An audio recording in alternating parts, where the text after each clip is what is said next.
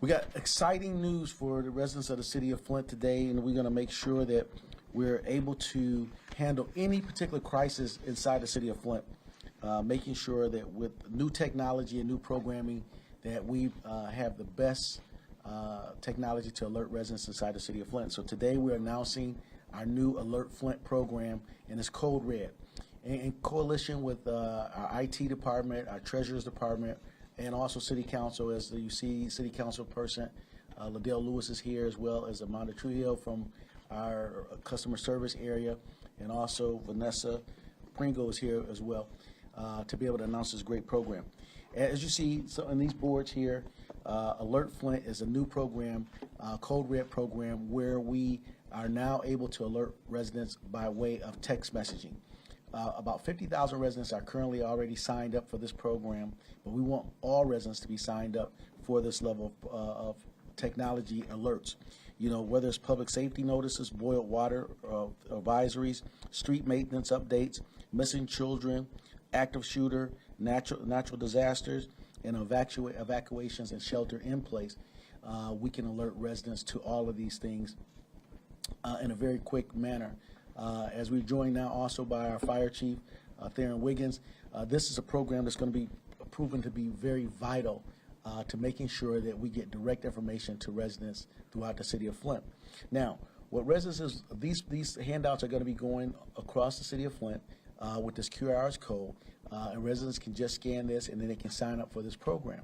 And for the purpose of today, we want to make sure residents get the information that's necessary.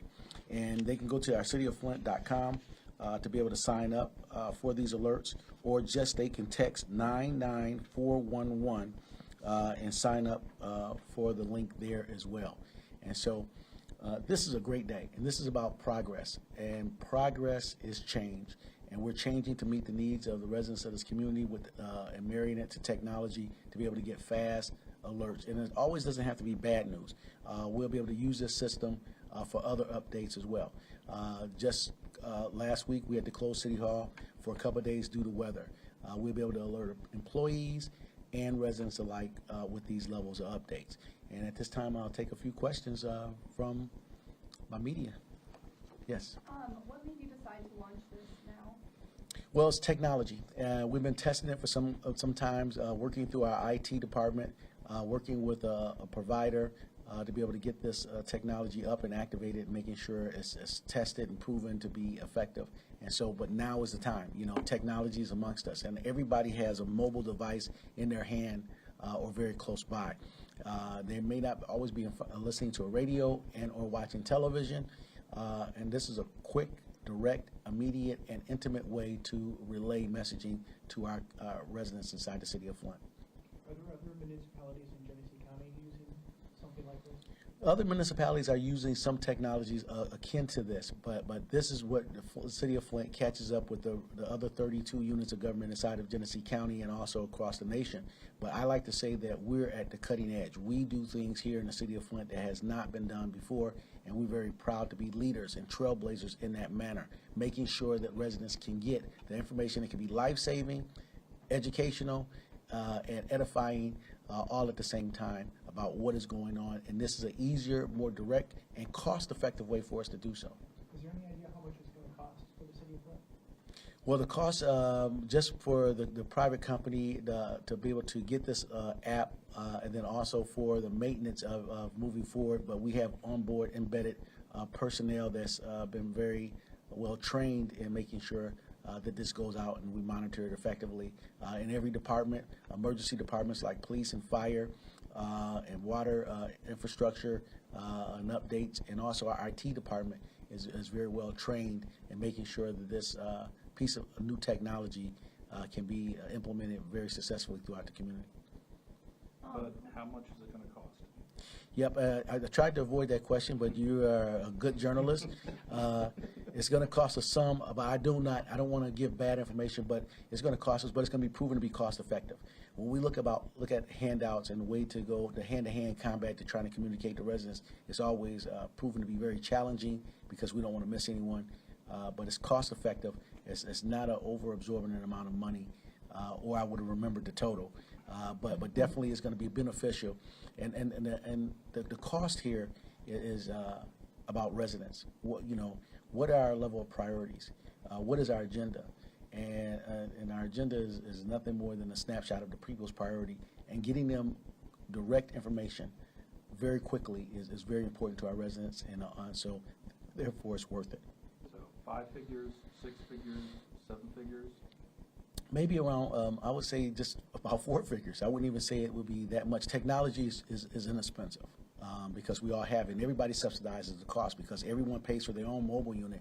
We're just sending out an application and asking them to sign up for the alerts. It's not a subscription cost to them, but it's just about a platform that we can communicate to them. So it's not even into the 5 figures, I don't believe. I think it's maybe 4 figures or thereabouts, but it's going to be a accruing cost moving forward, but definitely it's well worth the cost, whatever it may be. Will there be something going before city council? Have they looked at this already, or do they have to approve it? They do not have to approve this. This is about the operational branch of government, and that is fully under the administrative offices. But they are fully in support of it. As you see, Vice President, Councilwoman Liddell Lewis is here, and this is about technology. And they talk about this all the time. How can we effectively communicate with our residents, right? We hear sometimes the concern about radio doesn't reach everyone, television doesn't reach everyone, emails don't always reach everyone, but this is another format to be able to communicate directly with our residents. Who's going to be writing the alerts that will be sent out through this program? Everything will be filtered through our emergency response and our communication department, right? The emergency response teams will tell us what the emergency may be, and then we'll put it in a way that the residents can actually easily digest the information. We know that news media and print media always write their stories at a level where everyone can consume and digest the information that's put before them. And so we'll be doing that, making sure the filter in which we put this through, that people can digest the information very quickly and be able to adapt and be able to protect themselves and or educate others about what is happening inside the city. You mentioned that it's already been tested. How have you gone about testing it? We've actually sent out maybe 3 alerts previously for the weather. Last week we ran through some test scenarios, and we're going to continue to advance on that. We want to emphasize we need residents to sign up, because through that testing we learned that although we have contact information for 50,000 people, if they don't opt in, a lot of it is blocked. So very important, residents need to sign up. Which prompted us to get to this today, telling people exactly what this is. Even technology, and I don't consider myself an old guy, right? But QR codes makes it very easy for people to put their mobile devices there and to be able to just scan that, and it takes them directly to the prompts in which they need to do to opt in to the code red or Alert Flint. And I think that's a very catchy title, Alert Flint. It took us a couple seconds to come up with it, but definitely we want to make sure that you guys are experiencing this, and also media outlets, right? You guys can opt in as well to be able to get alerts directly via this system, rather than being able to receive a press release or a press advisory. We can get to you very quickly, so we encourage not only residents but businesses and media outlets to be able to get the best current, real-time, good information. Does it cost people anything to sign up for this, or is it free? It is free. It is free. So there definitely these are great questions as it relates to cost, but definitely deficits go and come, right? But there's one deficit that you can never overcome, and that's a death deficit. And we want to be able to put this alert system in place to be able to ultimately save lives, and it will save lives.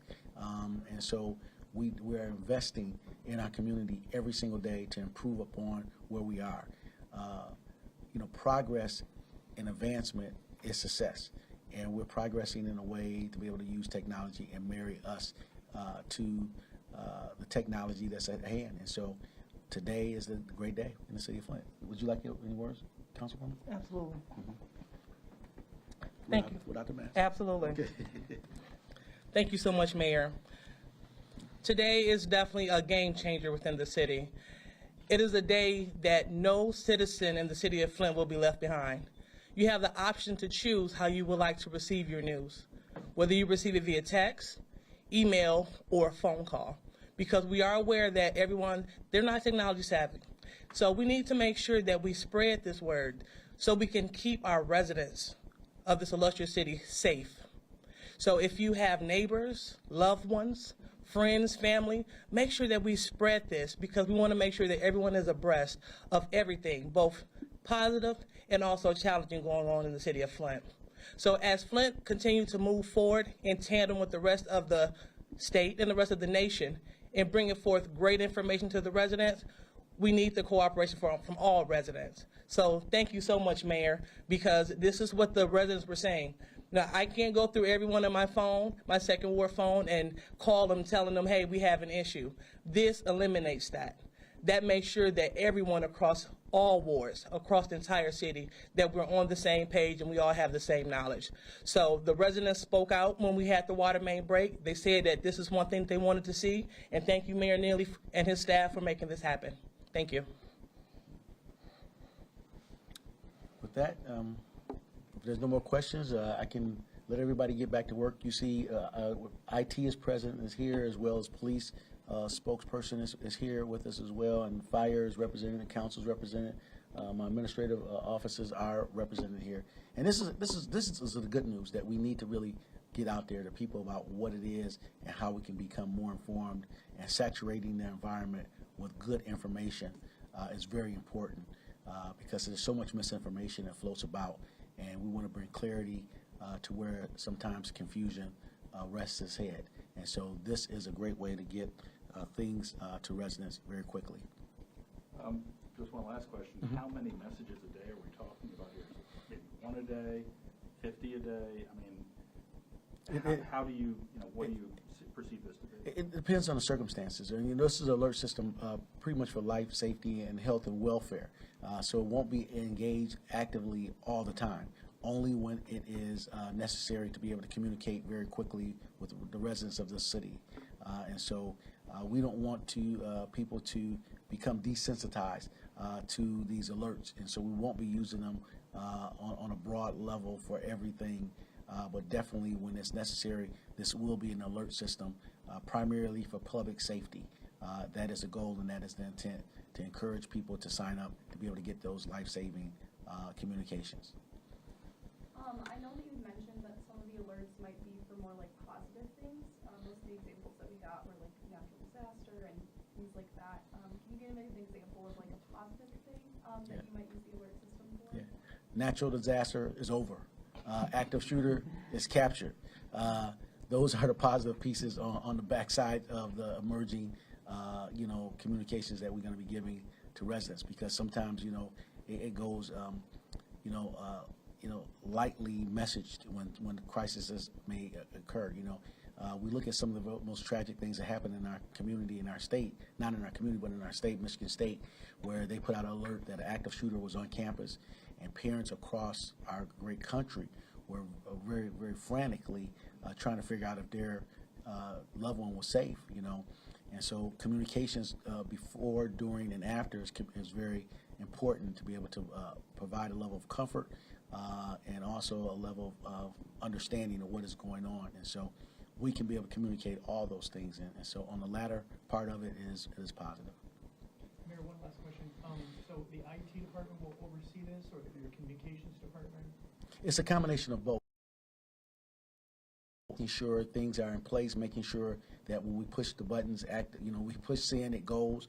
Communication about structuring the messaging that's going through, and also making sure that communication internally gets filtered to be where we can make a concise, clear message to the residents. And so communication and IT.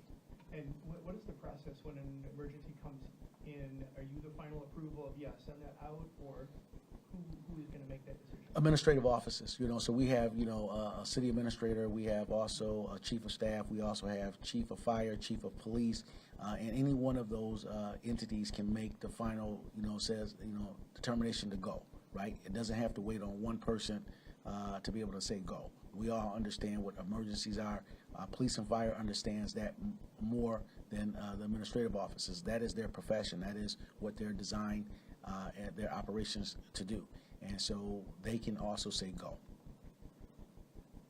But we need people to say yes, right?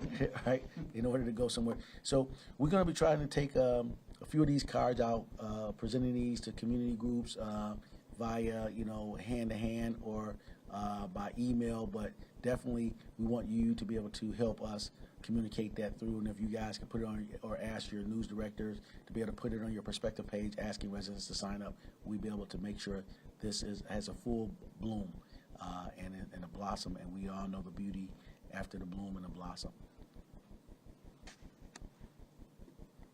All right, that's it. All right, come on back in. All right, thanks, guys. Let me get you here's your sign up.